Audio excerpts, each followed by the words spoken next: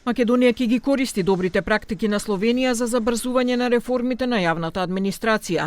Министерот Горан Минчев со словенечкиот колега Франц Пропс потпишаа меморандум за соработка, при што рече дека најпрво ќе се земаат добрите примери од земјите од регионот, бидејќи земјава се наоѓа на дното по спроведување на реформите.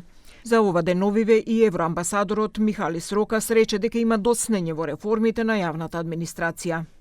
Обуките и едукациите на нашите службеници, од кои што можеме да ги користиме добрите практики од Република Словенија, и овој период кој што касниме, бидејќи во регионот Република Македонија е последна по реформите во јавните администрации, да го искористиме нивното искуство и од земја која што е на крајот на листата да стане земја која што е во топ 2 или 3 земји од регионот во реформи во јавната администрација.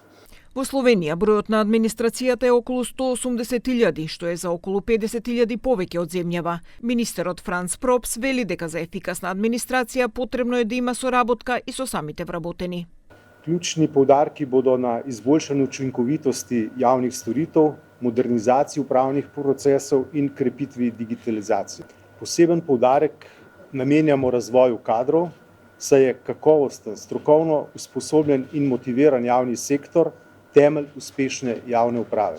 Во текот на овој, а најдоцна до идниот месец, треба да се усвојат 2 закони за реформи во јавната администрација, пошто ќе следат уште 3 закони, но она што треба да се направи е реорганизација на вработените, бидејќи, како што рече Минчев, во дел од институциите има превработеност, а во дел недостасува кадар.